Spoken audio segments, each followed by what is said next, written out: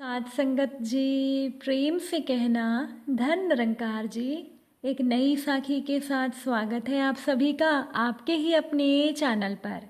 आज की साखी का विषय है भगवान पर भरोसा। तो चलिए सुनते हैं आज की ये साखी। साध संगत जी, बहुत पुरानी बात है। वृंदावन में एक गरीब ब्राह्मण रहता था। वो ब्राह्मण बांके बिहारी जी से असीम प्यार करता था। वो भगवान का इतना दीवाना था कि सुबह शाम जब तक वो मंदिर ना जाए उसका किसी काम में मन नहीं लगता था। मंदिर में जब भी भंडारा होता तो वो प्रमुख रूप से भाग लेता था। अब उस ब्राह्मण की बेटे की शादी तय हो गई और जिस दिन ब्राह्मण की बेटी की शादी की तारीख थी उसी दिन ब्राह्मण की बांके बिहारी जी के मंदिर में ड्यूटी भी लग गई। ब्राह्मण परेशान हो गया। वो सोचने लगा कि वो क्या करे। बेटी की शादी भी ज़रूरी है और भगवान की आज्ञा भी वो नहीं ठुकरा सकता। तो ब्राह्मण ने सोचा अगर वो ये बात अपनी पत्नी को बताएगा तो उसकी पत्नी नाराज हो जाएगी। वो कहेगी कि क्या कोई अपनी बेटी की शादी भी छोड़ता है।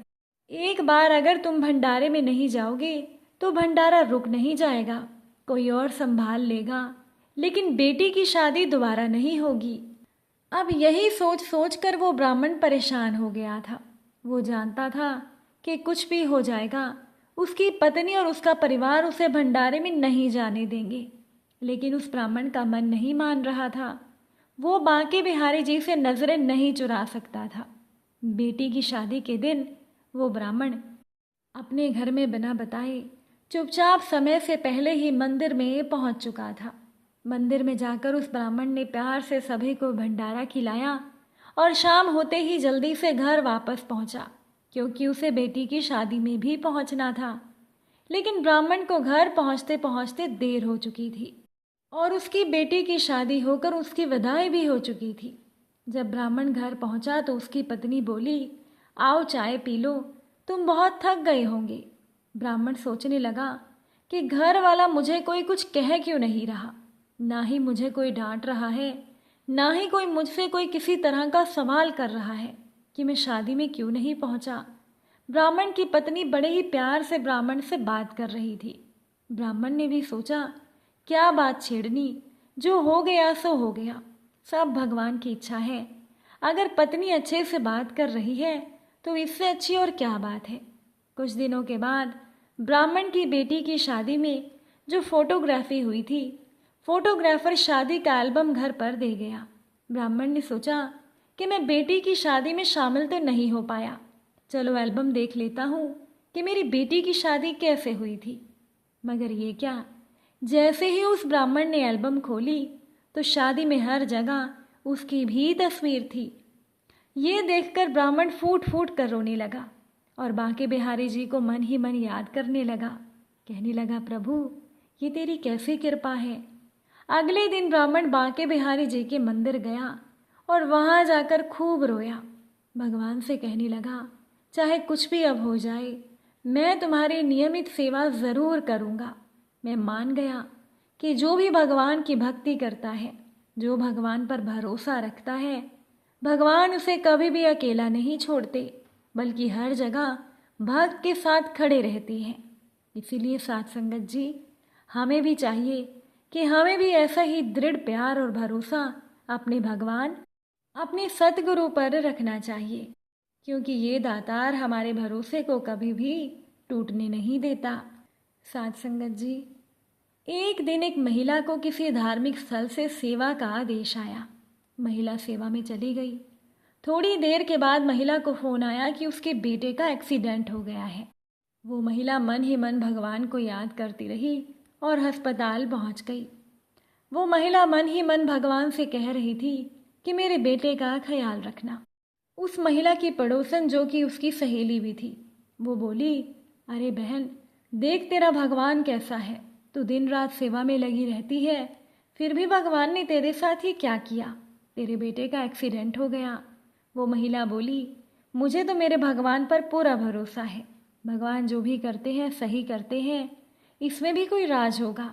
मेरा भगवान कभी किसी हाल में मेरा बुरा नहीं करेगा, जो भी मेरे साथ होगा अच्छा ही होगा। कुछ दिनों के बाद उस महिला का बेटा ठीक हो गया। वो महिला फिर से सेवा में लग गई। फिर कुछ दिन के बाद उसे पता चला कि उसके बेटे का फिर से एक एक्सीडेंट हो गया है। अब इस बार पड़ोसन बोली, देख बहन, तेरे भगवान ने ये क्या कर दिया। वो महिला बोली, कुछ घटनाएं हमारी ज़िंदगी में हमारी परीक्षा के लिए भी होती हैं। ज़रूर भगवान मुझे कुछ समझाना चाहते हैं। मैं अपना विश्वास भगवान पर से कम नहीं करूँगी, मैं नहीं डोलूँगी। महिला भक्ति करती रही, भगवान के सामने विनती करती रही। धीरे धीरे उसका बेटा ठीक हो गया। अब बेटे का तीसरी बार एक्सीडेंट हो गया तो पड़ोसन बोली, तू ऐसे नहीं मानेगी, तू मुझे अपने बेटे की कुंडली दे, मैं एक पंडित जी को दिखाऊंगी। महिला बोली, ठीक है, तू अपने मन की तसल्ली कर ले, लेकिन मुझे तो अपने भगवान पर पूरा विश्वास है, मेरा विश्वास नहीं डोलेगा, मेरे भगवान सब ठीक कर देंगे।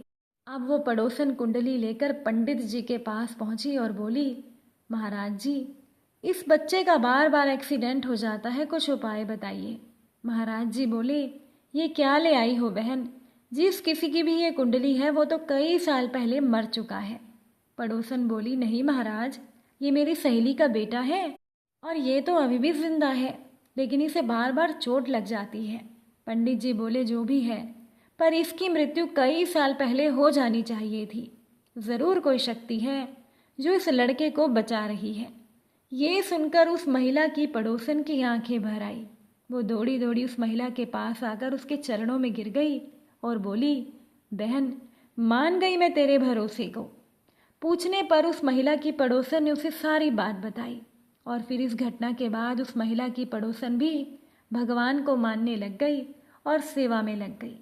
साथ संगत जी, कहने का भाव ये है, हमारा विश्वास भगवान पर से, हमारे सतगुरु पर से कभी डोलना नहीं चाहिए।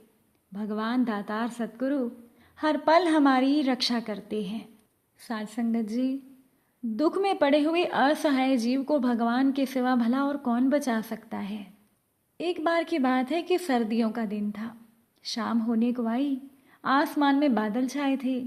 एक नीम के पेड़ पर बहुत सारे कौवे बैठे थे। सब कांव कांव कर रहे थे और एक दूसरे से झगड़ रहे थे। तभी वहाँ एक मैना आई और वो उसी पेड़ की एक डाल पर बैठ गई। मैना को देखते ही कई कौवे उस पर टूट पड़े और बोले, इस वृक्ष से चली जा। बेचारी मैना ने कहा, बादल घिर आए हैं और अंधेरा भी हो रहा है, मैं अपना घोंसला भूल गई हूँ, इसीलिए आज रात मुझे यहाँ बैठने दीजिए। पर कौवों ने कहा, नहीं, ये पेड़ हमारा है, तू यहाँ से चली जा। मैना बोली कि पेड़ तो ईश्वर के बनाए हुए हैं, इस सर्दी में अगर वर्षा पड़ी और ओले पड़ गए तो ईश्वर ही हमें बचा सकते हैं।